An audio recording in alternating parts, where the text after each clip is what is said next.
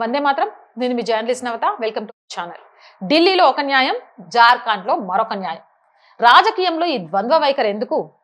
ప్రజాస్వామ్యంలో నిరసన తెలిపే హక్కు అందరికీ ఒకేలా ఉంటుందా, లేక ఏ పార్టీ అధికారంలో ఉందనే దాన్ని బట్టి ఆ హక్కు మారుతుందా? చట్టసభలు, పోలీసు వ్యవస్థలు స్పందించే తీరులో ప్రాంతాన్ని బట్టి, ప్రభుత్వాన్ని బట్టి వ్యత్యాసాలు ఎందుకు కనిపిస్తున్నాయి? దేశ రాజధాని ఢిల్లీలో నిరసనలు జరిగితే ఒకలా, కాంగ్రెస్ జేఎంఎం పాలనలోని జార్ఖండ్ లో ఆందోళనలు జరిగితే మరొకలా స్పందించడం వెనుక ఉన్న అసలు రాజకీయ రహస్యం ఏంటి? ప్రజాస్వామ్యం, హక్కులు అని మాట్లాడే కొందరు నాయకులు తమకు నచ్చిన చోట మాత్రమే గొంతు విప్పి మిగిలిన చోట్ల ఎందుకు మౌనంగా ఉండిపోతున్నారు? ఇటీవల దేశ రాజకీయాల్లో చోటు చేసుకున్న రెండు వేరు ఘటనలను పరిశీలిస్తే ఈ ద్వంద్వ వైఖరి ఎంత స్పష్టంగా ఉందో అర్థమవుతుంది. ఒకవైపు ఢిల్లీలో జరిగిన నిరసనలు, మరొక వైపు జార్ఖండ్ రాజధాని రాంచీలో చోటు చేసుకున్న విద్యార్థుల ఆందోళనలు. ఈ రెండు ఘటనల్లో పోలీసుల చర్యలు, దానికి ప్రతిపక్షాలు మరియు కొన్ని వర్గాల నాయకులు స్పందించిన తీరు పరస్పర విరుద్ధంగా ఉంది. జార్ఖండ్ రాజధాని రాంచీ వీధులు ఇటీవల వేలాది మంది విద్యార్థులు, యువతతో కిటకిటలాడాయి. వివిధ ఉద్యోగ నియామక పరీక్షల్లో, ముఖ్యంగా జేపీఎస్సీ, జేఎస్ఎస్సీ పరీక్షల్లో జరిగిన తీవ్ర అక్రమాలు, ప్రశ్నాపత్రాల లీకేజీలపై ఆగ్రహం వ్యక్తం చేస్తూ ఆగస్టు 10న విద్యార్థులు విధానసభ ముట్టడి ర్యాలీకి పిలుపునిచ్చారు. తమ భవిష్యత్తును నాశనం చేస్తున్న అక్రమార్కులపై చర్యలు తీసుకోవాలని, పరీక్షలను పారదర్శకంగా నిర్వహించాలని కోరుతూ యువత పెద్ద ఎత్తున రోడ్లపైకొచ్చింది.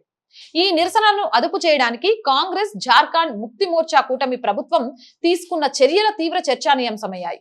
విద్యార్థుల ఆందోళనను అడ్డుకోవడానికి రాంచీ పోలీసులు భారీగా బలగాలను మోహరించడమే కాకుండా అత్యవసర పరిస్థితులు తలెత్తితే విద్యార్థులపై పెల్లెట్ గన్స్ ఉపయోగిస్తామని బహిరంగంగా ప్రకటించారు. పోలీసులు పెల్లెట్ గన్స్ పట్టుకొని ఉన్న దృశ్యాలు సోషల్ మీడియాలో వైరల్ కావడంతో తీవ్ర దుమారం రేగింది.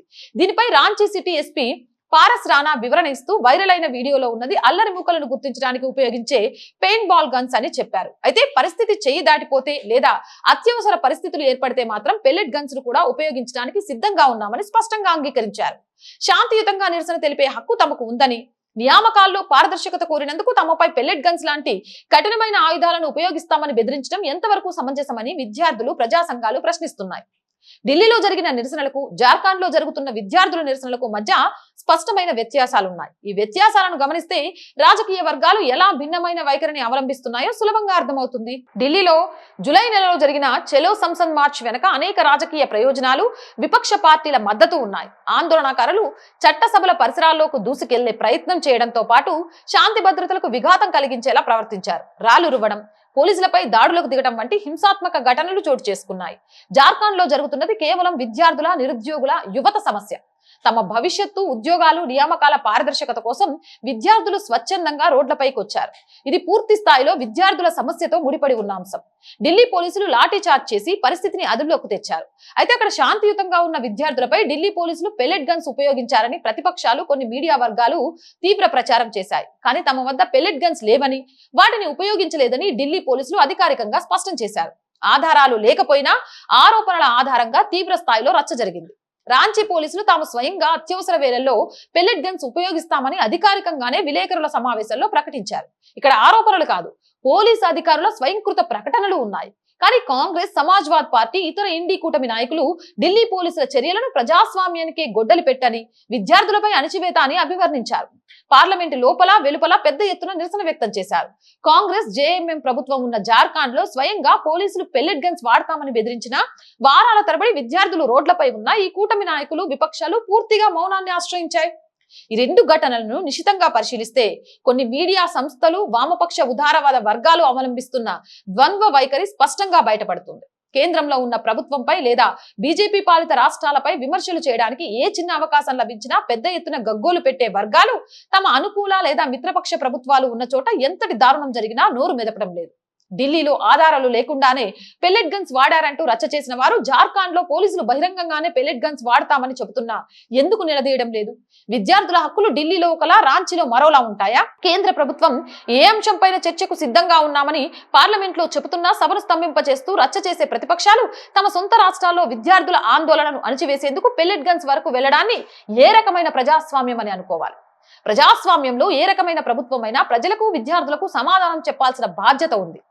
నిరసన తెలిపే హక్కు రాజ్యాంగం కల్పించిన ప్రాథమిక హక్కు. ప్రజా సమస్యలను, విద్యార్థుల ఆవేదనను పరిష్కరించాల్సింది పోయి వారిపై పెల్లెట్ గన్స్ ఉపయోగిస్తామని బెదిరించడం సరైన పద్ధతి కాదు. అదే సమయంలో రాజకీయ ప్రయోజనాల కోసం ఒక చోట అత్యంత తీవ్రంగా స్పందిస్తూ మరొక చోట మౌనంగా ఉండడం బాధ్యతాయుతమైన ప్రతిపక్ష హోదాకు తగదు. చట్టం, న్యాయం, హక్కులు అందరికీ సమానంగా వర్తించాలి. రాజకీయ ప్రయోజనాలను పక్కన పెట్టి విద్యార్థుల భవిష్యత్తును, వారి సమస్యలను పరిష్కరించడమే నిజమైన ప్రజాస్వామ్య విధానం. ప్రజాధనాన్ని, సమయాన్ని వృధా చేయకుండా పార్లమెంట్లోనూ, రాష్ట్ర అసెంబ్లీలోనూ అర్థవంతమైన చర్చలు జరగాలి. అధికారంలో ఎవరున్నా, ప్రతిపక్షంలో ఎవరున్నా సరైన అంశాలపై నిలబడటమే ప్రజాస్వామ్య బలం. అది విపక్షాలు ఎప్పటికీ మర్చిపోకూడదు. అవునంటారా, కాదంటారా? మీ అభిప్రాయం కామెంట్ చేయండి. జై హింద్, జై భారత్. ఇలాంటి మోర్ వీడియోస్ కోసం our group of channels, our voice, our political, our Sanskriti channels ని వెంటనే సబ్స్క్రైబ్ చేయండి. కంటెంట్ బాగుంది అనిపిస్తే లైక్ చేయండి, షేర్ చేయండి, మీ అభిప్రాయాన్ని కామెంట్ చేయండి. అండ్ ఆర్ వాయిస్ కి ఆర్థికంగా చేయూతనందించండి. ఆర్ వాయిస్ కి సపోర్ట్ చేయాలి అంటే సబ్స్క్రిప్షన్ పక్కనే జాయిన్ అనే బటన్ ఉంది. 1 to 5 లెవెల్స్ ఉన్నాయి. ఏదో ఒక లెవెల్లో సపోర్ట్ చేయండి. లేదా స్క్రీన్ మీద గూగుల్ పే, ఫోన్ పేతో పాటు అకౌంట్ డీటెయిల్స్ ఉన్నాయి. మీకు తోచిన సహాయాన్ని అందించండి. వ్యాపార ప్రకటనల కోసం 8328 500 576 నెంబర్ని సంప్రదించండి. జై హింద్, జై భారత్.